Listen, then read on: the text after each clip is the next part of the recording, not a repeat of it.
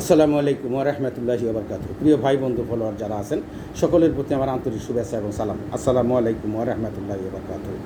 আমি সবসময় এই যে আপনাদের ফেসবুকে ইউটিউবে আসি, আপনারা যারা আমাকে ফলো করেন তাদের সকলের প্রতি আমার আন্তরিক শুভেচ্ছা এবং সালাম। আসসালামু আলাইকুম ওয়া রাহমাতুল্লাহি ওয়া বারাকাতুহু। আমি তো কোনো আলেম না, এটা আপনারা জানেন। আর যারা আমাকে ফলো করেন এবং আমাকে অনুপ্রেরণা দেন, লাইক দেন, কমেন্টস করেন, সকলের প্রতি আমার অনেক অনেক শুভেচ্ছা এবং সালাম। আসসালামু আলাইকুম ওয়া রাহমাতুল্লাহি ওয়া বারাকাতুহু। আপনারা আমাকে অনুপ্রেরণা দিবেন। আমি আসলে যতটুকু নিজে শিখি, পবিত্র কোরআনের বাংলা অর্থ বা কোরআন পড়ে যতটুকু শিখি এবং হাদিস যতটুকু পড়ে যতটুকু শিখি এবং অন্যান্য আপনার কিতাব থেকে যতটুকু পড়ে শিখি, এটা আপনাদের সঙ্গে আমি একটু শেয়ার করি এই জন্য যে যেহেতু বলা আছে যে তুমি যদি একটি আয়াতও জানো সেটা প্রচার করো। তো আমি সেই আশাই করি যে আল্লাহ তাআলা যদি এই উসিলায় কোনো রকমের আমার প্রতি আমার কোনো নাজাত দান করেন, আল্লাহ আমাকে তৌফিক দান করুক। আসসালামু আলাইকুম ওয়া রাহমাতুল্লাহি ওয়া বারাকাতুহু। এখন যে বিষয়টা নিয়ে আসছি তো সেটা হলো যে রাসূল সাল্লাল্লাহু আলাইহি ওয়াসাল্লাম এই দিন প্রতিষ্ঠার ব্যাপারে তো অনেক সংগ্রাম করছেন, অনেক যুদ্ধ করছেন, অনেক কষ্ট করছেন। তো এখানে আমি একটা জিনিস সবসময় একটা জিনিস বলতে চাই। তো আমরা অনেকেই মনে করি কি যে রাসূল সাল্লাল্লাহু আলাইহি ওয়াসাল্লামকে যেভাবে উপস্থাপন করা হয়, আমরা মনে করি কি রাসূল একটা লেমেডিস মার্কা মানুষ আছে, আল্লাহ মাফ করুক। উনি অত্যন্ত স্ট্যান্ডার্ড ছিলেন, উনি অত্যন্ত স্মার্ট ছিলেন, উনি অত্যন্ত সম্মানী ছিলেন, উনি আভিজাত্যের লোক ছিলেন, উনি বংশমর্যাদার দিক দিয়েও উনি আভিজাত্যের বংশার। উনার মর্যাদা, উনার স্ট্যান্ডার্ড অনেক বড় ছিল। হ্যাঁ, উনি জীবনযাপন করছেন নর্মাল, জীবনযাপন করছেন একেবারে নম্র ভদ্র এইভাবে, কিন্তু তার মানে উনি ছিল না। দেখেন আমাদের এই যে যারা ইতিহাসবিদ আছে, যারা এই যে পৃথিবীর মধ্যে যারা শ্রেষ্ঠ মানুষ হিসেবে বিবেচনা করছেন, সবচাইতে এক নম্বরে কিন্তু রাসূল সাল্লাল্লাহু আলাইহি ওয়াসাল্লামকে রাখছেন। তো অতএব উনি অত্যন্ত স্ট্যান্ডার্ড, অত্যন্ত স্মার্ট, অত্যন্ত জ্ঞানী প্রজ্ঞাবান লোক ছিলেন। যাই হোক, ওদিকে আমি আর যাচ্ছি না। তো আমি এখন যেটা বলতে চাচ্ছি যে এই যে সংগ্রাম করে যুদ্ধ করে যে মক্কা বিজয় করলেন, মক্কা বিজয় করে যেদিন মক্কাতে উনি ঢুকলেন, তো প্রথম দিন একটা ভাষণ দেন। সেই ভাষণেরই একটু অংশ বা ভাষণটার সংক্ষিপ্ত অংশ আমি আপনাদেরকে বলবো কী ভাষণ উনি দিয়েছিলেন। উনি প্রথম যেদিন মক্কা বিজয় করলেন, মক্কা বিজয় হলে উনি আসলেন, আসার পরে কাবা ঘুরে ঢুকলেন, ঢুকেই উনি নামাজে দাঁড়িয়ে গেলেন। তো যখন উনি মক্কাতে আসলেন, মক্কার নাগরিকদের তো অবস্থা খারাপ, এদের তো ওরা তো ভয়ে ভীতস্ত, মানে একটা ভয় ভীতস্ত অবস্থা। ওরা কী কাজ করতেছে, ওরা চিন্তা করতেছে এই যে আসছে এখন যে আমাদের উপরে কী একটা ঘোষণা দেয়, কী যে আমাদের উপরে বিচার করে, কি আমাদেরকে হত্যাই করে না কি করে, মানে ওরা একটা মানে ভয় ভীতস্ত অবস্থা হয়ে মানে ওরা এই সবাই মক্কার চারপাশে ভিড় জমাইছে। দেখুন রাসূল সাল্লাল্লাহু আলাইহি ওয়াসাল্লাম তো কাবা ঘরে নামাজ পড়তেছেন, তো সবাই হাজির সমবেত। তো এদিকে রাসূলুল্লাহ ওরা কী কাজ করছে, তাকায় রয়েছে যে কখন রাসূল বাইর হবে, কি বলবে। তো রাসূল সাল্লাল্লাহু আলাইহি ওয়াসাল্লাম ওনার নামাজ শেষ করলেন। নামাজ শেষ করে উনি কাবা ঘরের দরজায় দাঁড়াইলেন। দাঁড়ায় দেখে সমস্ত মক্কার নাগরিক তার দিকে তাকায় রয়েছে এবং একটা ভয় ভীতি শঙ্কিত অবস্থায়, যে উনি কী বলে এইটা শোনার জন্য সবাই মানে এক দৃষ্টিতে তাকায় রয়েছে। রাসূল সাল্লাল্লাহু আলাইহি ওয়াসাল্লাম দাঁড়ায় বললেন যে আলহামদুলিল্লাহ, শুকরিয়া সেই মহান আল্লাহর, হ্যাঁ সেই শুকরিয়া সেই মহান আল্লাহর যিনি এক ও অদ্বিতীয়, এবং শুকরিয়া জ্ঞাপন করলেন যে সেই আল্লাহ প্রতি শুকরিয়া যিনি আমাকে এই কাফেরদের উপর আমাকে বিজিত করেছেন, যে ওয়াদা উনি করেছিলেন যে উনি আমাকে সাহায্য করবেন এবং বিজয় লাভ করাবেন। আলহামদুলিল্লাহ, তিনি আমাকে সাহায্য করেছেন এবং আমাদেরকে বিজয় লাভ করাইছেন। তো এই কথা বলে উনি তখন বললেন যে এইখানে যে খুন খারাপি করছে, যে সমস্ত মাল ধ্বংস হয়েছে, সেগুলা যা করছে এগুলাকে আমি পদদলিত করলাম, এবং এইখানে যে আগে থেকে পূর্ব থেকে যে হাজিদেরকে জমজমে পানি খাওয়ানো হইতো, পূর্ব থেকে যে প্রথা পরিচালিত ছিল সেটা চলবে। এবং তোমাদের প্রতি আমাদের আরেকটা কথা, সেটা হলো যে আজকে থেকে কোনো বংশমর্যাদা, কোনো আভিজাত্যের মর্যাদা থাকবে না, মানুষে কোনো ভেদাভেদ থাকবে না, সবাই সমান। কারো বংশমর্যাদার উপর বা আভিজাত্যের উপর বিবেচনা করে কোনো রকমের পার্থক্য করা হবে না। উনি বলে দিলেন একটা সূরা পবিত্র কোরআনের একটা সূরার আয়াত উনি পাঠ করলেন, সেটা হলো সূরা হুজরাত, আয়াত নাম্বার হলো আপনার 13। সূরা হুজরাত আয়াত নাম্বার 13। উনি এই আয়াতটা উনি পাঠ করলেন যে সকল মানুষ একই পুরুষ একই নারী থেকে সৃষ্টি, এবং তাদেরকে বিভিন্ন গোত্রে ভাগ করা হয়েছে, গোত্র পরিবর্তিত করা হয়েছে যাতে একে অপরের সঙ্গে পরিচিত হতে পারে, এবং তোমাদের মধ্যে সেই হবে সর্বশ্রেষ্ঠ যে অত্যন্ত পরহেজগার, মানে অথবা আল্লাহকে বেশি ভয় পায়। এই হলো তার কথা।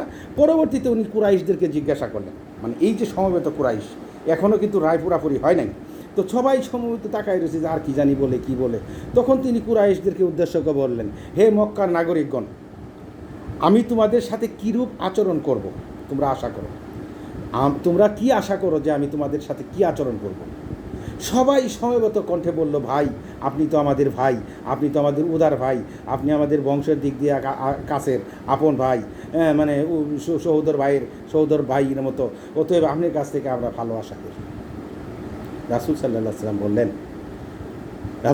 সাল্লাম বললেন, যাও তোমরা মুক্ত,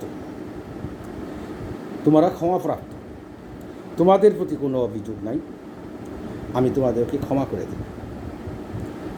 আলহামদুলিল্লাহ, সবাই তো মহা খুশি। তো এই যে ওনার মহত্ব, ইচ্ছা করলে উনি অনেক কিছুই করতে পারতেন, ওনাকে যে কষ্ট দিয়েছেন, ওনাকে যে যন্ত্রণা দিয়েছেন, অনেক কিছুই করতে পারতেন, কিন্তু উনি কোনো প্রতিশোধ নিলেন না। উনি আসলেই কখনো কোনো প্রতিশোধ নেয়নি। এই যে আমি আরেকটা কথা বলি, এই যে আমাদের আবু জেহেলের ছেলে ইকরিমা, আবু জেহেলের ছেলে ইকরামা রাদিয়াল্লাহু আনহু, আমি রাদিয়াল্লাহু আনহু এখন বলতেছি কেন, উনি পরে ইসলাম ধর্ম গ্রহণ করছেন। তো ইকরামা রাদিয়াল্লাহু আনহু, তো উনি কী কাজ করছিলেন, ওই মক্কাতে একটা ছিল যে নিষিদ্ধ এলাকায়, যে নিষিদ্ধ যে ওই এলাকায় যুদ্ধ করা যাবে না, এটা মক্কা বিজয়ের পরেই ঘটনা ঘটছে। তো যাই হোক, যুদ্ধ করা যাবে না, নিষিদ্ধ ঘোষণা করা হয়েছিল, কিন্তু ইকরামা কী কাজ করছে, সেইখানে সে যুদ্ধ করছে এবং তার সঙ্গে আবু সুফিয়ানও ছিল। তো যুদ্ধ যখন করলো, অনেকগুলো লোক সেখানে সে হত্যা করে, আর পরবর্তীতে এই মানুষ হত্যা করার কারণে রাসূল সাল্লাল্লাহু আলাইহি ওয়াসাল্লাম তার প্রতি মানে তার প্রতি সাজা দিলেন, তাকে সাজা দিলেন, তার বিচারে সে সাজাপ্রাপ্ত হইল। এবং আবু সুফিয়ান রাদিয়াল্লাহু আনহু তখন ইসলাম ধর্ম গ্রহণ করে নাই, উনিও তার সঙ্গে যুদ্ধ করছেন, কিন্তু পরবর্তীতে রাসূল সাল্লাল্লাহু আলাইহি ওয়াসাল্লাম তাকে মাফ করে দিলেন, মানে তাকেও ক্ষমা করে দিলেন। ক্ষমা দেওয়ার পরে উনি ইসলাম ধর্ম গ্রহণ করলেন, আবু সুফিয়ান রাদিয়াল্লাহু আনহু। কিন্তু ইকরামা পালায়ে গেছে। তো পালায়ে যাওয়ার পরে দেখছে যে আর কোনো উপায় তো নাই, এখন আর কোনো উপায় নেই, এখন আর সে মক্কায় ঢুকতে পারবে না এবং তার কোনো উপায়ও নেই।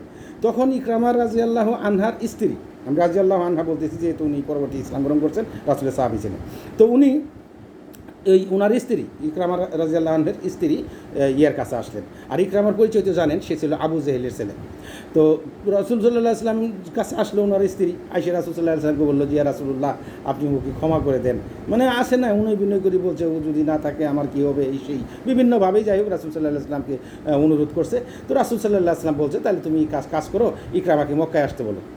এই খবর যখন ইকরামা রাদিয়াল্লাহু আনহুকে দিয়েছে, তখন ইকরামা রাদিয়াল্লাহু আনহু মক্কায় আসতেছে। যখন মক্কায় আসতেছে রাসূল সাল্লাল্লাহু আলাইহি ওয়াসাল্লাম তখন সাহাবাদের নিয়ে বসে আছিল, তখন তাদেরকে বললো যে ইকরামা আসতেছে, তোমরা একটা কাজ করো, ওই ইকরামার সামনে ওর বাপের বদনাম করো না, মানে ওর বাপ সম্পর্কে কোনো খারাপ কথা বলো না। চিন্তা করেন রাসূল সাল্লাল্লাহু আলাইহি ওয়াসাল্লাম, যে আবু জেহেল তো কাফের, সেই কাফের ছেলে আসতেছে, কিন্তু তাকে ক্ষমা করে দেওয়া হয়েছে বা ক্ষমা করে সে যাই করুক, সে তখনও ইসলাম ধর্ম গ্রহণ করে নাই, কিন্তু সে আসতেছে ছেলে হিসেবে, কিন্তু তার সামনে তার বাপের বদনাম করবে না, এটা রাসূল সাল্লাল্লাহু আলাইহি ওয়াসাল্লাম সাহাবীদেরকে বলে দিলেন। যাই হোক, পরে ইকরামা রাদিয়াল্লাহু আনহু আসলেন, আসার পরে যখন সে দেখলো যে রাসূল তাকে ক্ষমা করে দিলেন, তখন সে একটা প্রতিজ্ঞা করলেন যে, ইয়া রাসূলুল্লাহ, আমার জীবনে ইসলামের জন্য, ইসলামের বিরুদ্ধে যে পরিমাণ শক্তি আমি ব্যয় করছি এবং যে অর্থ আমি ব্যয় করছি, আজকে থেকে আপনার সামনে আমি প্রতিজ্ঞা করলাম, আমি তার দ্বিগুণ শক্তি, দ্বিগুণ অর্থ ব্যয় করব আমি এই ইসলামের জন্য। আসলে ঘটনা তাই। তো আমাদের পরবর্তীতে রোমান সাম্রাজ্যের সঙ্গে একটা যুদ্ধ হয় রাসূল সাল্লাল্লাহু আলাইহি ওয়াসাল্লামের। সেই যুদ্ধে আমাদের খালিদ, উনি ছিলেন সেনাপতি। সেই সেনাপতি শেখে যখন যুদ্ধ করতে যান, সেখানে ইকরামা রাদিয়াল্লাহু আনহু ছিলেন। যখন যুদ্ধ সংগঠিত হয়, দেখলেন যে রোমান সাম্রাজ্যের যুদ্ধে, মানে সৈন্য সামন্ত শক্তির কাছে খালিদ রাদিয়াল্লাহু আনহু, উনি তখন দেখলেন যে বোধহয় এটা সম্ভব না, উনি একটু পিছিয়ে হটতে চিন্তা করলেন। কিন্তু ইকরামা রাদিয়াল্লাহু আনহু বললেন, না, আমি কোনো মতেই পিছু হটব না। আমি রাসূল সাল্লাল্লাহু আলাইহি ওয়াসাল্লামের কাছে প্রতিজ্ঞা করছি যে আমি আমার যত শক্তি আছে, যা আছে, আমি সব দিয়ে আমি আমি রাসূল সাল্লাল্লাহু আলাইহি ওয়াসাল্লামের দিনের জন্য আমি কাজ করব। পরে উনি আর পিছু হটে নাই, উনি এই রোমান সাম্রাজ্যের বিরুদ্ধে তার সমস্ত শক্তি ব্যয় করে, উনার আপ্রাণ চেষ্টা করে যুদ্ধ করে সেই রোমান সাম্রাজ্যের বিরুদ্ধে তিনি জয়লাভ করছেন। যখন জয়লাভ করে আসলেন, তখন রাসূল সাল্লাল্লাহু আলাইহি ওয়াসাল্লাম সন্তুষ্ট হয়ে তাকে সেনাপতি বানিয়ে দিলেন। তো এই হলো আমাদের রাসূলের রাসূল অত্যন্ত ক্ষমতাশালী ছিলেন, রাসূল অত্যন্ত প্রজ্ঞাবান ছিলেন, রাসূল অত্যন্ত স্মার্ট ছিলেন। তো আসলে আমরা যেভাবে চিন্তা করি সেভাবে না, রাসূল আলহামদুলিল্লাহ উনি অনেক প্রজ্ঞাবান ছিলেন। হ্যাঁ, উনি এক মানুষ ছিলেন নরম, কাউকে কষ্ট দিতেন না, কাউকে কষ্ট পায় এই ধরনের কথা বলতেন না। ওনার আচরণ কেউ ওনাকে কষ্ট দিলেও উনি তার প্রতিহত করতেন না, উনি তার কোনো প্রতিবাদ করতেন না। এই হলো তার চরিত্রের গুণাগুণ। এবং ওনার সবর বেশি ছিলেন না, উনি নাই খাবো না, আছে খাবো, মানে ওনার এরকম নাই। মানে ওনার যে একটা জিনিস, যে ওনার ভিতরে কোনো লোভ, লালসা, অহংকার, হিংসা, বিদ্বেষ এগুলা ছিল না। এগুলো না থাকার কারণে আমরা অনেক সময় যেভাবে উপস্থাপন করা হয়, আমরা মনে করি রাসূল সাল্লাল্লাহু আলাইহি ওয়াসাল্লাম একটা লেমন ডিশ মার্কা মানুষ আছে। আল্লাহ মাফ করুক। তো আল্লাহ আমাদেরকে বুঝদান করুক। এবং রাসূল সাল্লাল্লাহু আলাইহি ওয়াসাল্লাম অত্যন্ত প্রজ্ঞাবান, অত্যন্ত জ্ঞানী, অত্যন্ত স্মার্ট লোক ছিলেন। তো অতএব আল্লাহ তাআলা, এবং উনি আমাদের এই বিশ্বের মধ্যে এখন এক নম্বরে উনি আছেন, যে বিশেষজ্ঞ, এই যে ইসলামী ইতিহাসবিদরা যারা ওই আমাদের এই কী হলো পৃথিবীর মধ্যে শ্রেষ্ঠ মানুষ হিসেবে যাদেরকে মানে গণনা করছেন, এর মধ্যে রাসূল সাল্লাল্লাহু আলাইহি ওয়াসাল্লামকে এক নম্বর রাখছেন। তো যাই হোক, আল্লাহ তাআলা আমাদেরকে তৌফিক দান করুক, বুঝ দান করুক, আমরা যেন দ্বীনের কাজ করতে পারি, সেই তৌফিক আল্লাহ দান করুক। আসসালামু আলাইকুম ওয়া রাহমাতুল্লাহি ওয়া বারাকাতুহু।